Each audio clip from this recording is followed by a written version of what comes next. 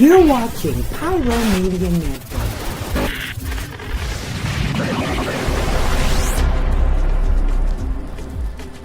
We just keep on walking, but never really getting nowhere.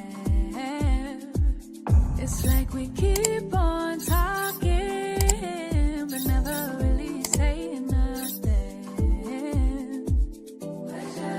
On different sides, on different times, stuck in a ways we ain't changing. Can't read your mind, and I've really tried. You won't let me in like we're strangers. Say opposites, supposed to attract, but we both can tell it feels often. Should let it go, but somehow we fold, and it happens way too often. We're so different, we're so different. Like we ever we make it fit in. It's just like we're so different, we're so different. I don't quite understand you, you don't get me. It's just like we're blinded. Thank you for tuning in. If this is your first time joining us, welcome. We hope your experience is fruitful. Please feel free to visit our website to find out how you can join our growing family. While we are loading your experience, please do us a quick favor and hit that like button from whichever platform you're watching or listening on. Also, share so others may enjoy as well. And we hope you would consider hitting that subscribe or follow button so you can check out more of our amazing content. All right, let's start the show. Well, did you miss me? Because I sure missed you. Tonight's show is just going to be a show about hot topics, what is burning up on the streets. Welcome back to Tammy Takes.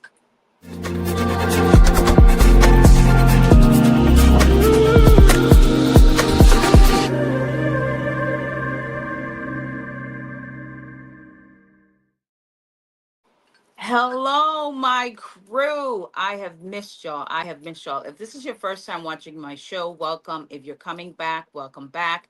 Don't forget to hit subscribe and like on the show. It helps push the show out to other people so that they know you like the show.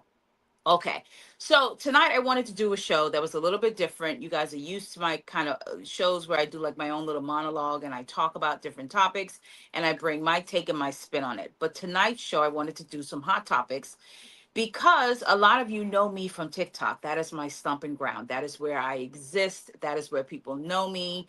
Some people like me, some people love me, and some people block me. So I wanted to do some hot topics from TikTok. And tonight's first hot topic. Now, I'm going to tell you this topic is very, very important to me because I've asked this question on TikTok and I have yet to have anybody really answer it for me. And I think we need to answer this question as Black women and as women, whether you're a Black woman or not. But this comes up a lot. And this conversation was started by Black women. So I want to talk about Black women and transgender women. We have made this an us versus them. And I have been watching the conversations that have started this debate yet again, because, you know, we talk about like TikTok every 3 to 5 business months. These same topics come back around again and again. And I don't know if it's because the economy is terrible, people are still looking for work. And so we just engage in conversations that feel repetitive and gets us nowhere. I saw a take from a beautiful sister. Her name was Blue Talisma, and she was on with Carlos King, and she gave such a beautiful breakdown of where she believes this breakdown happens for Black women and Black trans women. But here's the question I've been asking and saying to Black women, that we have to think about where this ends, where this starts and where this ends. Now, I did take, I think it was probably 2 years ago when I first got on TikTok, right? And at the time, I don't think people were ready for that take because I'm never wrong. I'm just always early, right? Because this is another perspective that I talked about 2 years ago that I want to introduce here as well. And I want my trans sisters to hear me when I discuss this, and I want my Black women sisters to hear me when I talk about this. One of the things that I noticed, and this was 2 years ago, that when we're having conversations about trans issues, we're never having the conversations in the direction of trans men. Like, we're not having conversation of trans men going into men's spaces, or men feeling like they're being violated, or men feeling like they're being taken advantage of. And I think part of that is because biologically, where both trans women and trans men sit. For a lot of trans men, they don't decide to transition until later in life, right? Maybe some of them as teenagers. But by the time they start to transition, especially older trans women, let's say you didn't transition until you were in your early 20s, mid 20s, some trans women in their 30s and others in their 40s. Even though you are now moving into womanhood, something you always felt connected to in your body, in your spirit, in your soul, and I'm not discounting that experience. You have all those feelings, have always had those feelings. But to be able to navigate the society that we're in, you were socialized as men.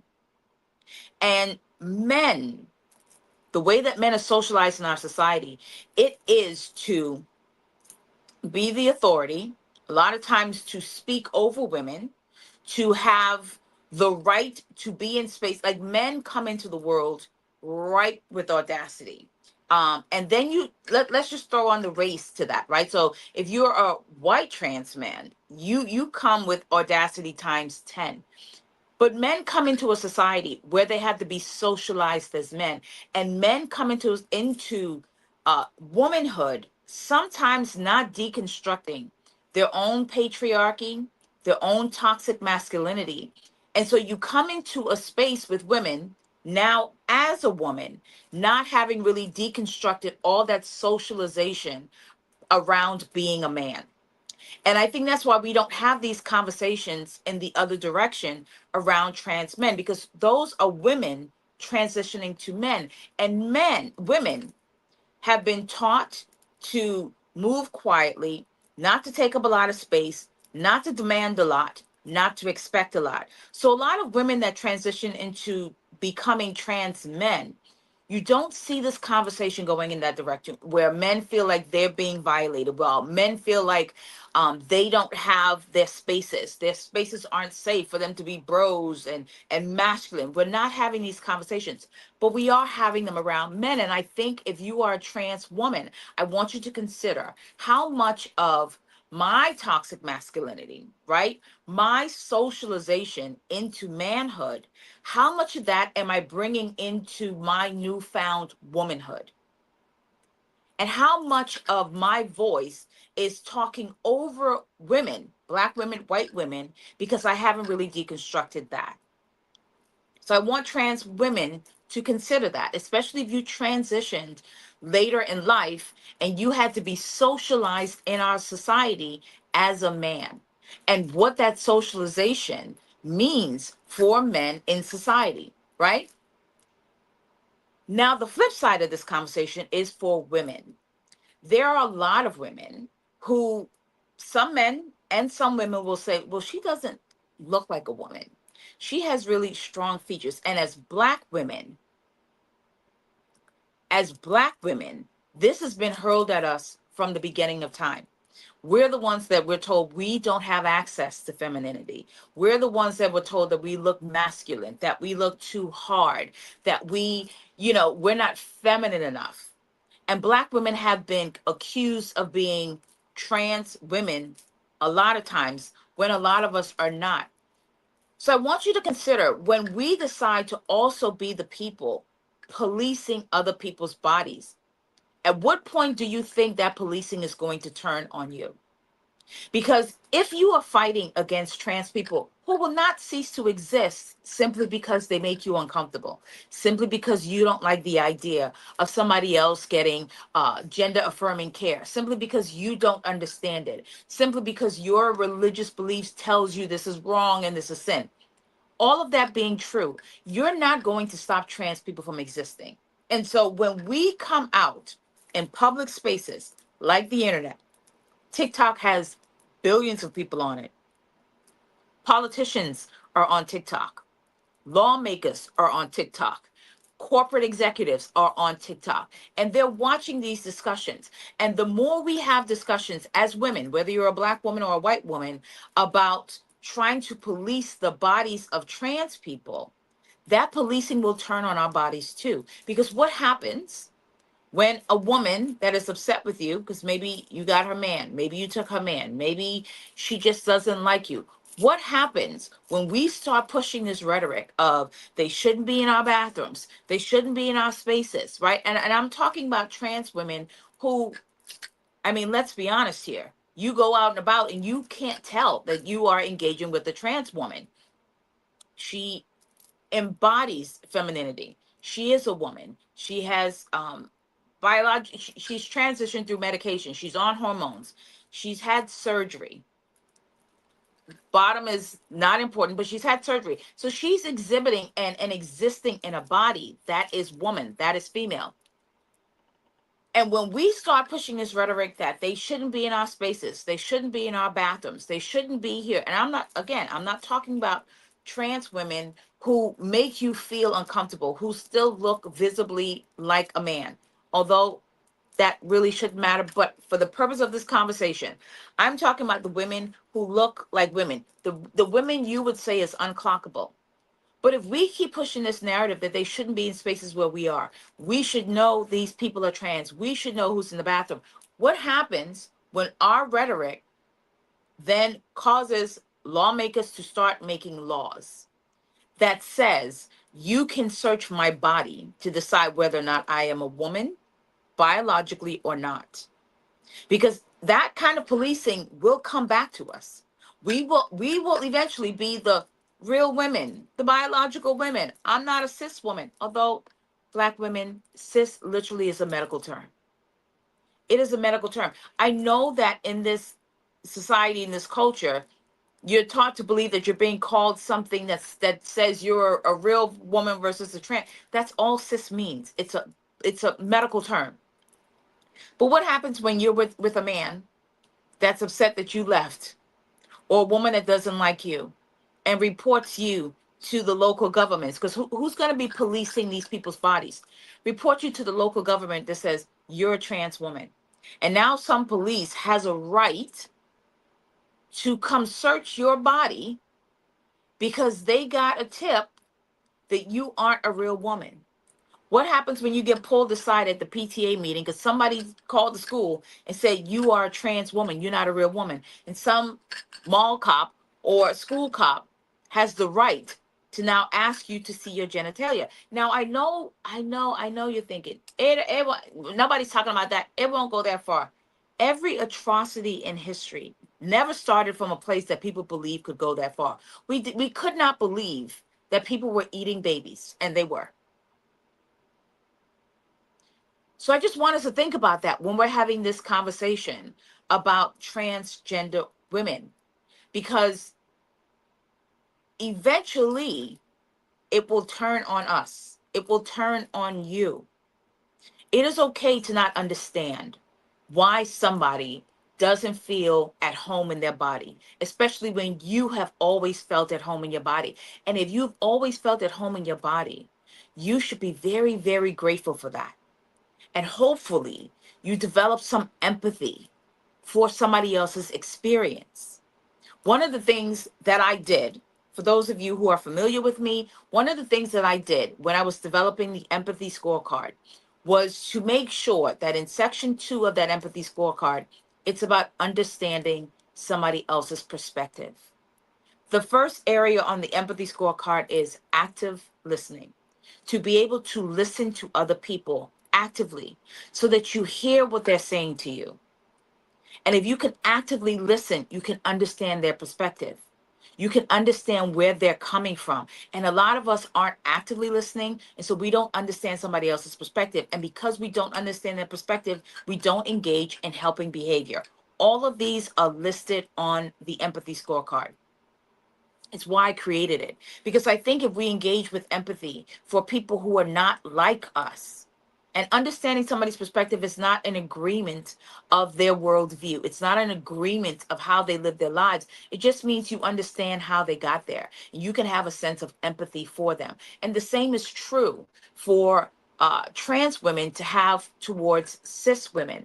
And that's the thing that Blue Taluzma, if I'm pronouncing her name wrong, I apologize.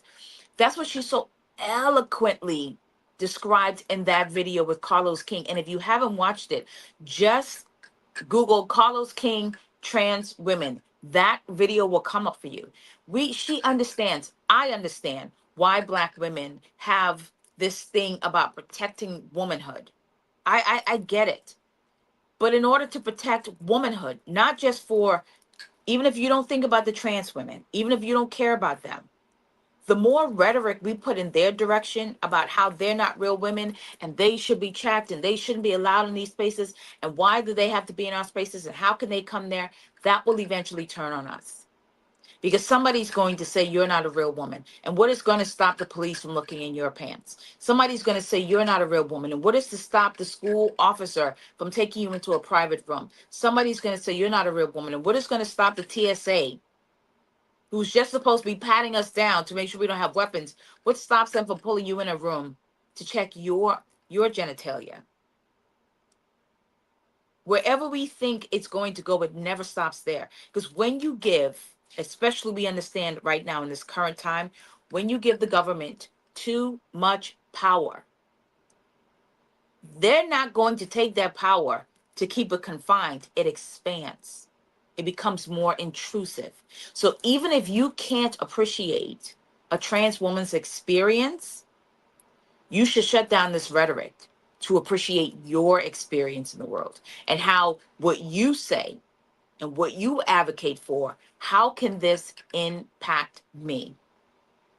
And I don't think a lot of Black women, I don't think a lot of women have given thought to this, because all of the conversation all the time around trans women is we don't want them in our spaces. These spaces were created for us. We should know who are in our spaces. And if you believe we should know who is in our spaces, somebody's going to decide they need to know, why are you in that space? And wouldn't that be a violation of you? So if it would be a violation of you, why don't you think it'd be a violation of them?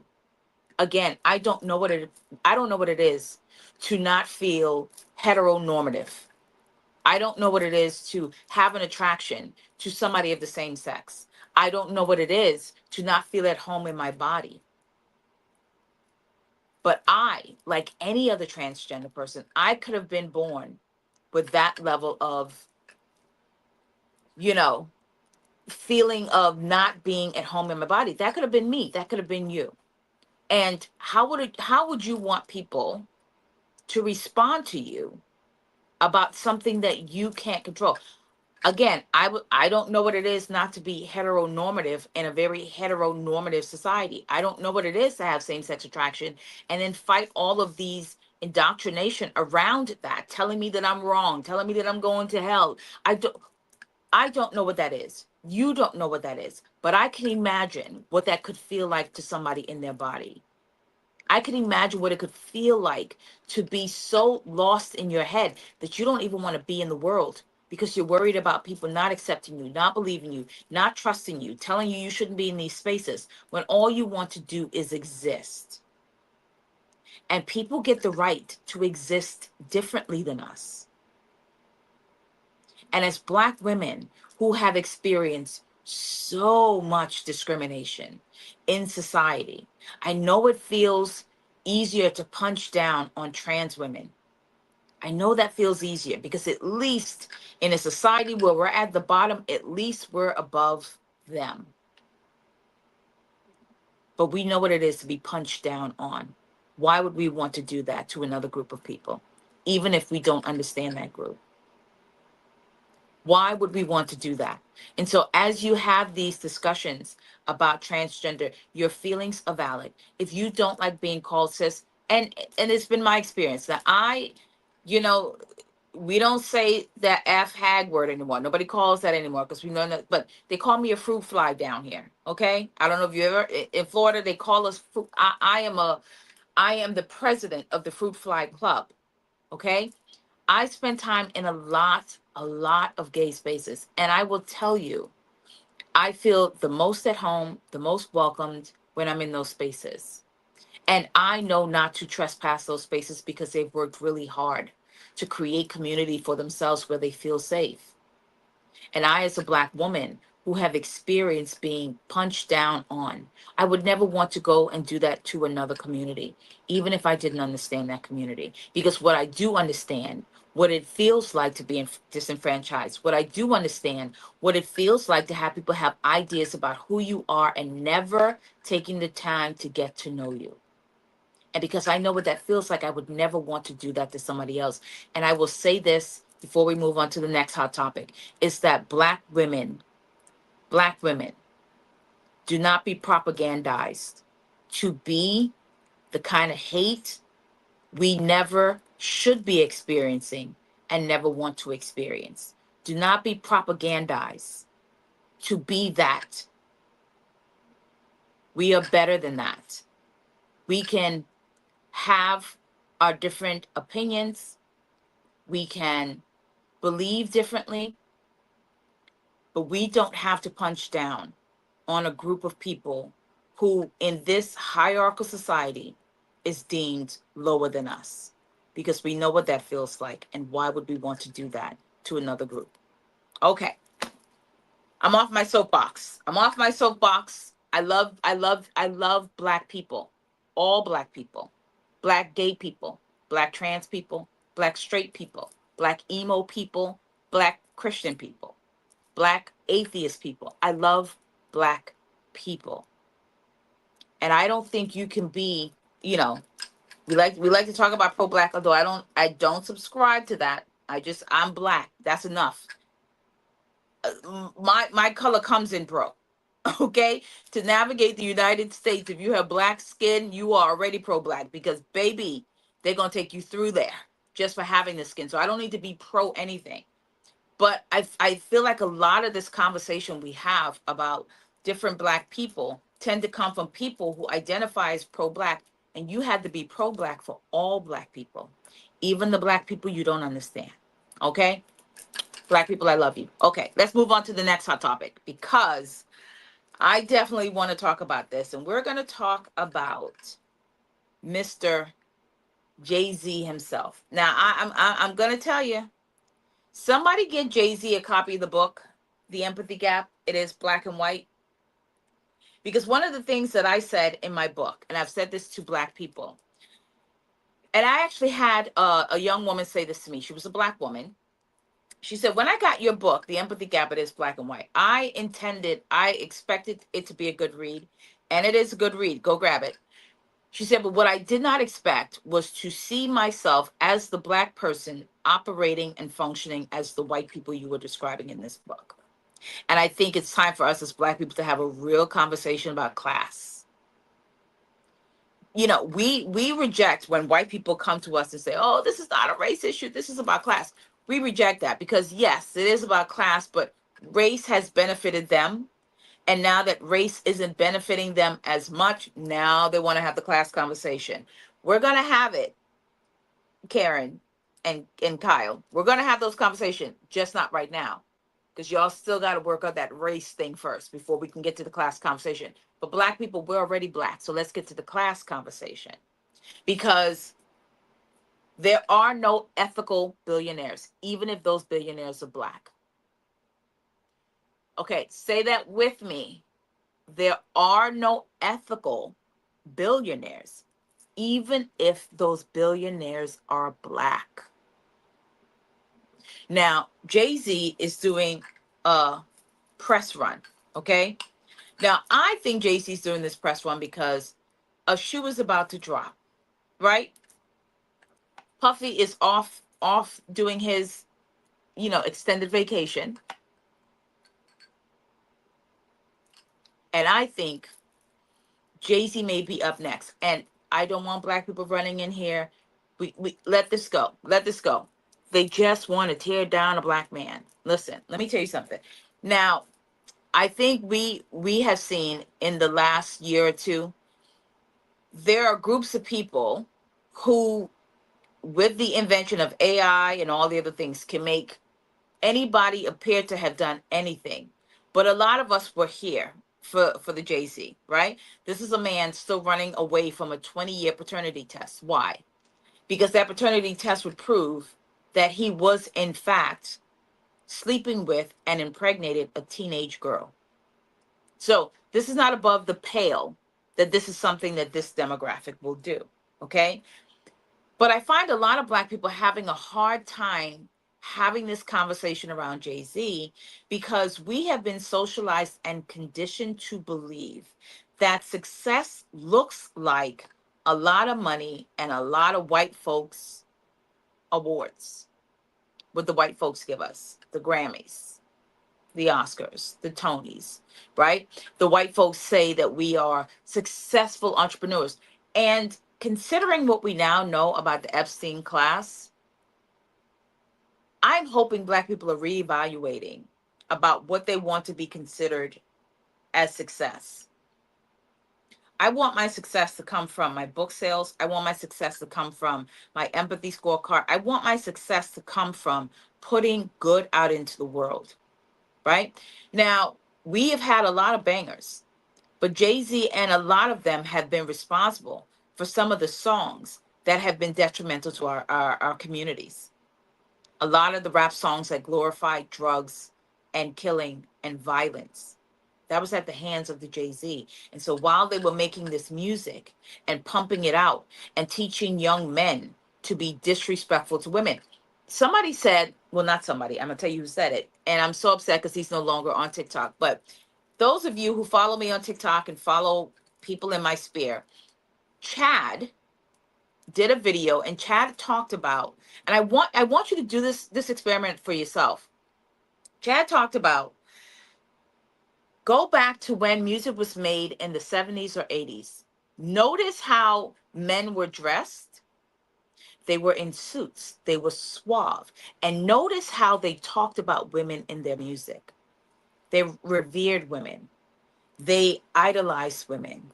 They were singing their hearts out to get women. When they broke a woman's heart, they were pouring their hearts out to beg a woman to come back. This is why a lot of us are emotionally connected to 90s R&B, to 80s music, because that music, 70s and 80s and 90s, that music spoke to a softness of women and how women were looked at. And then we had the age of the 90s rap and hip hop. The Jay-Z showed up. And then women became bitches and hoes. We didn't become my love. We weren't the women Luther Vandross was singing about anymore. And that happened under the watch of Jay-Z. We watched Jay-Z basically cut a deal with the NFL, and we never heard from Colin Kaepernick again. There was a part of the interview where Jay-Z said, I haven't taken advantage of anybody to get where I am. I think Dame Dash would disagree. I think Colin Kaepernick would disagree that you cannot be an ethical billionaire. So I am sure some things are about to drop on Jay-Z. And just remember, Tammy and Hot Topic said something is about to happen. Because one thing about Jay-Z and Beyonce, them folks is private. Them folks is private. So if they're talking, something's coming. All right, we got to take a quick commercial break. So, you know, all the bills get paid around here, and we'll be right back.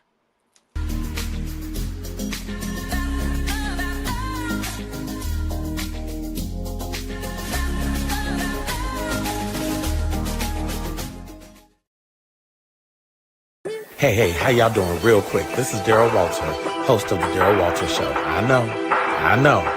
And you are watching Pyro Media Network.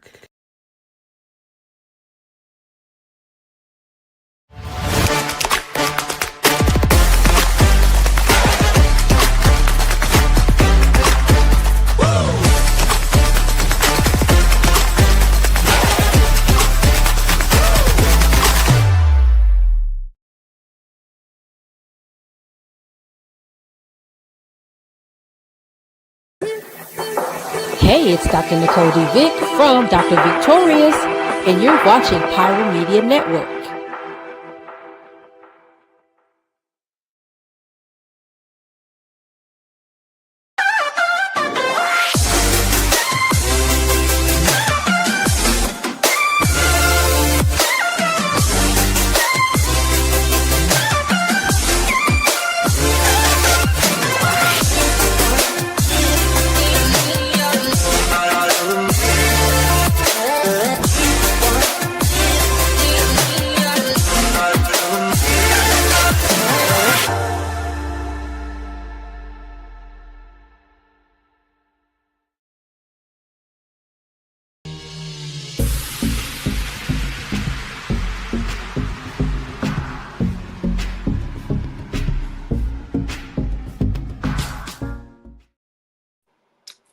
Welcome back. All right. We've talked about the black folks. Now let's talk about some white folks business. Okay, let's give it to the white folks. Okay, now we've talked about the black folks, and I hope black people, I hope you received it with the love by which I gave it, because I love us. I love us for real. Let's get into some white mess. Okay, let's get into the white folks business. Okay, now I know y'all have seen the hoopla la online about Miss Chapel Roan. Okay, now full disclosure, right? She's an old lady. She's an old lady. Now I know this lady because I'm on the Tickety Talks, okay? And from what I know about this woman, she has one album. Um, she purports to be a queer advocate, I think. Don't quote me. Again, I'm an old lady. I'm in their business, but I don't know them like that. And Chaperone has been known for being very rude to her fans. And let me ask, now this is for the white folks that are watching the show. Why do y'all keep, like, what is the psychology with y'all keep making horrible other white people famous? Like, what is the psychology of that? I think I have a psychology of that. That'll be another show. Be back for that one. But y'all made this woman famous, and she is notorious for being horrible to her fans. She is notorious for sicking her security on fans that she don't want to talk to, that she doesn't think should be in her space. Like she's good for get out of my space. She's one of them. So Chaperone was in, I think she was in Brazil. She was in Brazil at a very fancy restaurant, sitting there having breakfast, not wanting to be bothered. Now listen, I don't know what this woman's sign is, but as a Pisces, I get it. There's some days we want to be very, you know, extroverted and talking to the people, and other days, please leave me be. And I think every person has that moment, right? When you just want to be left alone. Now, the way the story goes is there was a young girl, a little girl, 10, that was excited that maybe this was Chaperone, wasn't sure, walked by her table, smiled in her direction, and Chaperone sent her security over to the table to reprimand this little girl for smiling in her direction. Like, listen, I think she's out diva Mariah Carey. Now, Mariah Carey has been known to be a diva, and we love that and we accept that about her. Okay, there will be no Mariah Carey slander, so we accept that about Mariah Carey. But this level of diva seems insane, even for a sane person. You mean to tell me you are so pressed about a 10-year-old child smiling at you? How is you cool? Smiling at you. Sent to security to reprimand the table. Now, what she did not know, again, and this is going to come back to that class thing I was talking about with Jay-Z, because a lot of us as Americans, we can talk about race, we can talk about patriarchy, we can talk about feminism, but we don't often talk about the class issue. Now, what she did not know was that this little 10-year-old girl was Jude Law's child and the stepdaughter of a very famous Brazilian soccer player. Now, in America, what we call football is what they call football, right? Now, everybody knows in Europe and in Latin countries, football, i.e., soccer, is huge. And there's way more people in the Latin world than us little measly here Americans. So it may not be a big deal to us, but in the broader world, football, soccer is huge. And so the stepfather of this 10-year-old girl took to Instagram to talk about what Chaperone and her security did to his 10-year-old stepdaughter. And that's what made the story blow up. Now, again, we're going to have the class conversation, because had she done this, let's just keep it a buck here. Had she done this, because it's evident, I've seen so many videos of her just being blatantly rude. Has she done this to average, regular 10-year-old girl, and that mother went and posted it on Instagram, maybe the people that followed that mother would have seen that post. Maybe somebody being nosy and messy would have seen it and grabbed it and brought it to TikTok. Maybe. But the reason why it got the traction it got was because who the child is. And because of who the child was, This was the first time Chapel Roan issued an apology. Now, I know, this woman would have not have apologized if that child father wasn't famous and the stepfather wasn't famous. But here's the thing I don't get with people who want to be famous. Okay? Those of you who want to be famous, do you not understand part of being famous is people are going to want to talk to you? That people are going to build parasocial relationships with you, that people are going to be excited when they see you.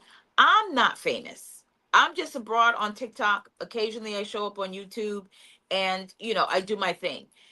And I have gone out in this little town that I live in Florida, and I've had people recognize me at the thrift store and lose their shit. And I always find it so humbling. I find it humbling. First I laugh because I think I'm just like a regular girl like the rest of you. You know what I mean? Like I'm just I'm a regular girl. But I find it humbling that people care enough, that they watch the show, that they watch my TikToks, that they know who I am, that they buy the book, that they downloaded the scorecard. I am so humbled by that, that I can't imagine myself ever being rude. But why do we keep making people who obviously do not want to be famous? Because part of being famous is that people will recognize you. And some of those people will not have, the ability to control themselves in terms of screaming at you and crying and weeping and falling out. My God, Michael Jackson, who had, when I say the whole, like this man would be mobbed. Do we could say a lot of things about Michael Jackson. What people can never say about him is that he didn't handle his fame in terms of engaging with his fans with grace. And I'm talking about at the height where they would literally swarm the man's car and he could not move, where it could become dangerous because you got all these bodies coming at you. And even with all of that, he handled it with grace. So here's a tip, white folks. Stop making white folks who don't want to be famous famous. And that's all I got to say about Chaperone. All right. Now I'm gonna end the show with this because this story has taken me so out. And all I'm going to say, ladies, if he wanted to, he would. Now, I don't know if you guys have heard of the story of the quadro amputee. Now, this young man did something incredible. Not only did he drive a car with no legs, but also pew-pewed his passenger, and he has no hands. Now, my good sis, my good trans sis, what a way to kind of tie this around and bring this back, huh? Dominique Morgan said something, and it's funny, but it's not, because a life was taken, right? So, in all of this conversation that we're having about the person who did this, please not let us not forget. By the time you make the jokes, by the time we kiki and go, how did that happen? Somebody is no longer here. And that somebody who's no longer here is a Black young man. Okay? Dominique said, could you imagine? Now, those of you who follow Dominique, y'all know. She says, imagine you end up at the pearly gates and Harriet and Malcolm and Martin welcomes you home. And you have to tell them a man with no arms and no legs is the reason why you made it to glory. And as tragic as it is, I think I laughed for a solid 2 minutes because this is a young man that was a cornhole champion. Now, these are white people sports, so I don't quite know what cornhole is, but maybe some of you who are watching the show know what it is. But I think it's like a little bag and you throw it in a hole. A cornhole champion, no hands. I wish I could have put in the music to it with no hands. No hands, no legs. that can drive. I saw a video with him putting a bow and arrow. I guess, he's in like the country of Maryland and they hunt and do all the things. No hands, no legs.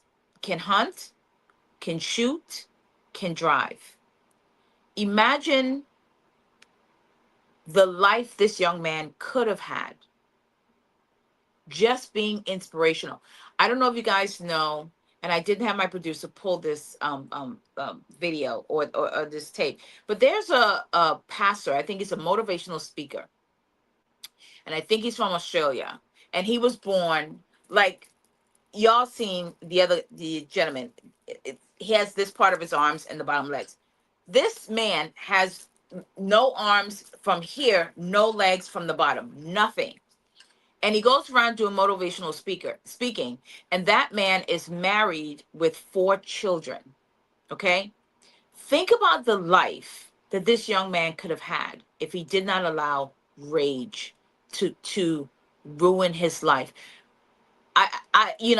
The story has its own funny to it, because seeing somebody without hands and feet be charged with murder, there's you wonder how. But if we take that out of it, if we take the jokes away from it, what a life ruined and a life lost because of rage. And I think as I end this show tonight, I want you to think about how much have you lost. Maybe you didn't kill somebody. Maybe you didn't harm somebody in that way. But how much have you lost because you could not control your rage? His inability to control his rage has caused immeasurable pain to another family. And his inability to control his rage has ruined a life that, from where I sit, and a lot of us sit, the fact that he was even driving a car, no hands, no legs, to be able to get a license, to get a car that was adaptable for him to do that, to be able to hold a firearm, God forbid, if he needed to defend themselves. All of that potential and the ability to inspire people who have both arms and both legs, that if this young man can go out into the world, no arms, no leg, and be an inspiration and take charge of his life, there's no reason that I can't do the thing that I want to do. What a wasted life.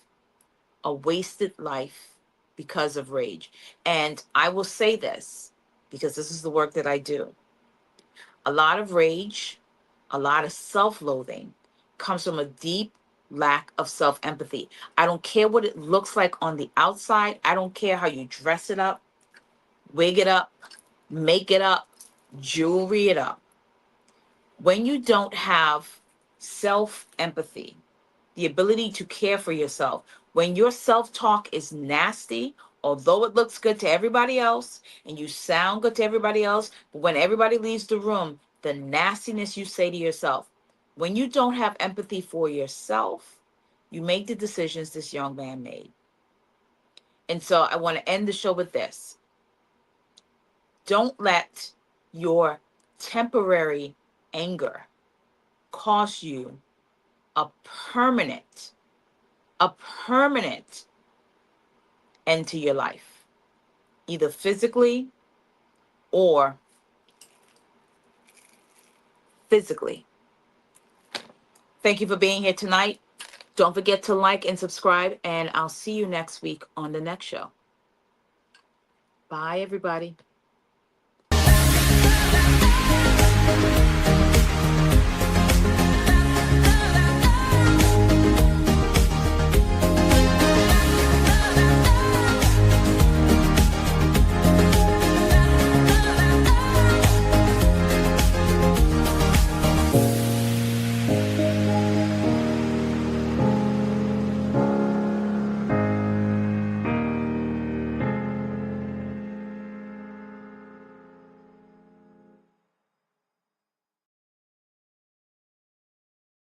Thank you for watching Pyro Media Network. For more information, please visit pyromedianetwork.com.